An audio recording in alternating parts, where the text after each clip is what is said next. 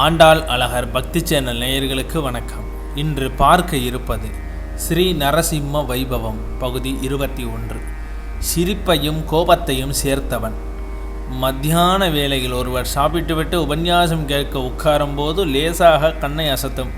அதை தூங்குகிறார் என்றால் நாம் சொல்லிவிட முடியாது. அதற்கு பிரம்மானுபாவம் என்று பெயர். ஆத்ம பிரம்மத்துடன் அனுபவிக்கிறது அல்லவா?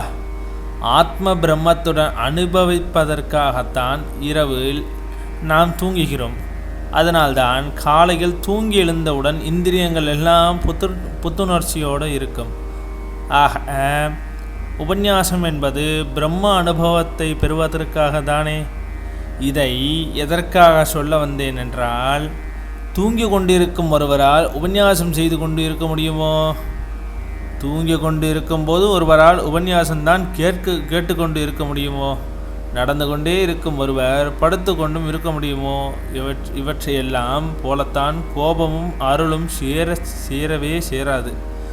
கோபித்து கொண்டால் கோபிக்கத்தான் முடியும், அருள் புரிந்தால் அருள் புரியத்தான் முடியும். ஆனால் இங்கு ஒரு ஆச்சாரியம் பாருங்கள். ஒருவன் கண்களை சூரியனைப் போல கோபத்தை காண்பிக்கிறது, தகிக்கிறது. மற்றொரு கண்ணில் சந்திரனைப் போல அனுகிரகத்தை பொழிகிறது, குளிர்கிறது. சந்திர சூரியஸ்ச நேத்ரே என்று உபனிஷதம் சொல்கிறதல்லவா? குளிர்ச்சி ஒரு பக்கம், தகிப்பு ஒரு பக்கம், கோபம் ஒரு பக்கம், பிரசாதம் மறுபக்கம். இது நடக்குமா என்ன? ஹிரண்யகசிபுவினிடத்திலே ஒரு பக்கம் கோபத்தை காட்டுகிறார், பிரகலாதனிடத்திலே மறுபுறம் பிரசாதமாய் அருளை காட்டுகிறார். நாம் கூட அவற்றை ஒரு உருவத்தில் சேர்த்து விடலாம். எப்படி என்று கேட்கிறீர்களா? ஒரு பொம்மை பண்ணினால் சேர்த்து விடலாம். ஆனால் நிஜ உருவத்தில் சேர முடியாத கோபத்தையும் பிரசாதத்தையும் சேர்த்தார் அல்லவா? இது நடக்குமா? ஒரு உதாரணத்தை பார்க்கலாம். ஒரு குகை இருக்கிறது. அதில் ஒரு சிங்கம் படுத்திருக்கிறது. அது பெண் சிங்கம்.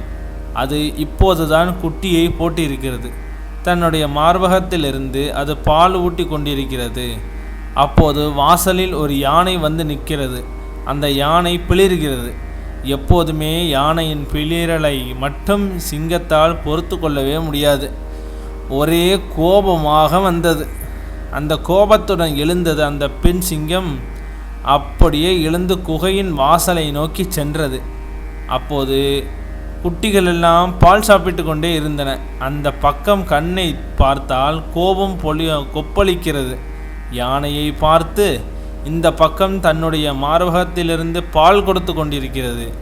ஆக ஒரு பக்கம் குட்டிகளுக்கு பாலூட்டி கொண்டிருப்பது அருள் பிரசாதம், இன்னொரு பக்கம் யானையை பார்த்து கோபமாக கர்ஜித்து கொண்டிருக்கிறது. இதை ஒரு சாதாரண சிங்கமே பண்ணும்போது சிங்க பிராணனால் பண்ண முடியாதா என்ன? இவ்வாறாக ஒரு பக்கத்தில் கோபமும் ஒரு பக்கத்தில் பிரசாத அமுதமாக இரண்டையும் உள்ளன என்பதற்காக என்ன சாட்சி? திருவன் என்ற சொல்லே லக்ஷ்மியை பிரசாதத்திற்காகத்தான். அருள் பொழிவதற்காக மடியில் வைத்து கொண்டிருக்கிறார். தன்னை கோபத்திற்காக வைத்து கொண்டார். லக்ஷ்மி தேவி என்றால் திரு அல்லவா? திருவை உடையவன் திருவன். எந்த மடத்தில் வேண்டுமானாலும் போய் சேவித்து பாருங்கள். பெரிய பெரிய ஆச்சாரிய புருஷாலின் எந்த மாளிகையில் வேண்டுமானாலும் போய் சேவித்து பாருங்களேன். அழகிய சிங்கர்தான் திருவாரதன பெருமாளாக இருப்பார்.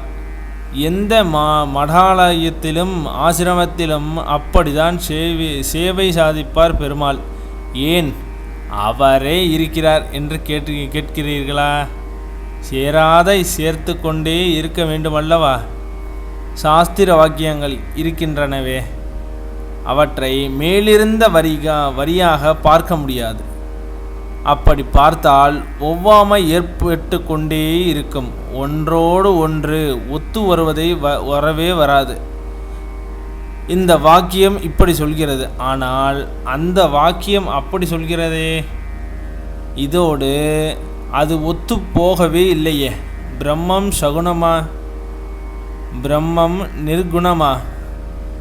பிரம்மம் ஜகத்காரணமா, பிரம்மா உபதான காரணமா, நிமித்த காரணமா ஒன்று சொல்லும் பேத ஸ்துருதி, மற்றொன்று சொல்லும் அபேத ஸ்துருதி. மேலிருந்த வரியாக பார்த்தால் ஒன்றுக்கொன்று முரண்பாடாக இருந்து கொண்டே இருக்கிறதல்லவா?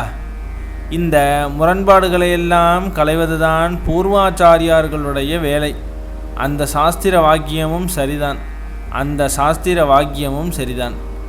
இரண்டும் ஏக அபிப்பிராயம், இரண்டும் ஐக்கியம், இரண்டும் ஏகமனதாகத்தான் சொல்கிறது. இதனால்தான் ஸ்ரீ ராமானுஜர் தனது ஸ்ரீபாஜ்யத்தின் இறுதியில் இது சர்வம் சமாசரணம் என்று சாதித்தார். அதாவது இப்படியாக ஒன்றுக்கொன்று பேத வாக்கியங்கள் எல்லாம் முரண்பாட்டில்லாமல் ஒழுங்குபடுகின்றன என்றார்.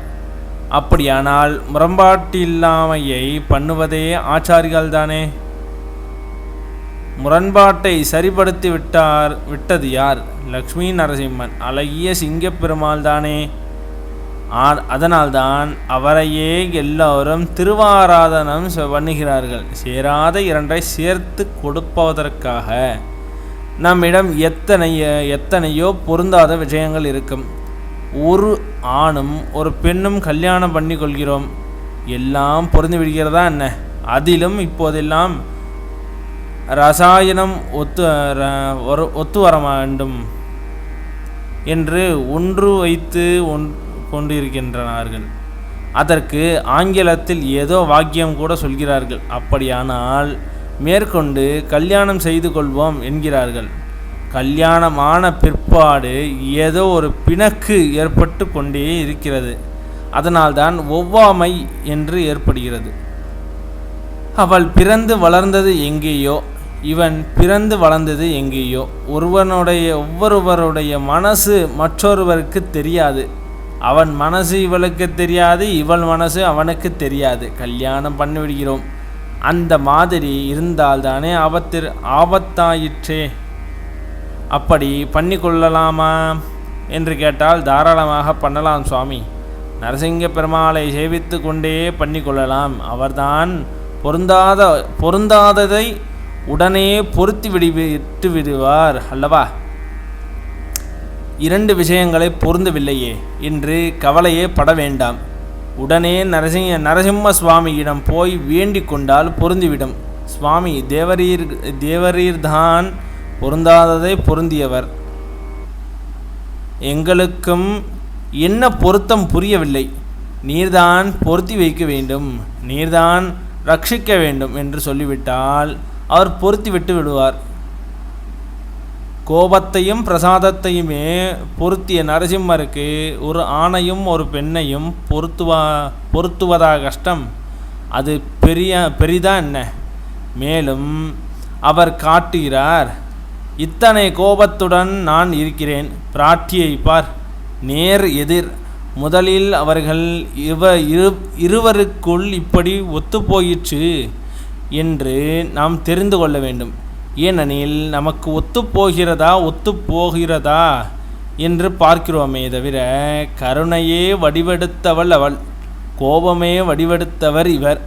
இவர்கள் இரண்டு பேருக்கும் எப்படி ஒத்துப்போகிறது என்று கேட்டீர்களானால் அவளுடைய தாக்கம் பாதிப்பு அதிகம் இவரிடத்தே. எப்படி என்ற கேட்கிறீர்களா? வைபவம் தொடரும். இதன் தொடர்ச்சியை அடுத்த பகுதியில் பார்ப்போம்.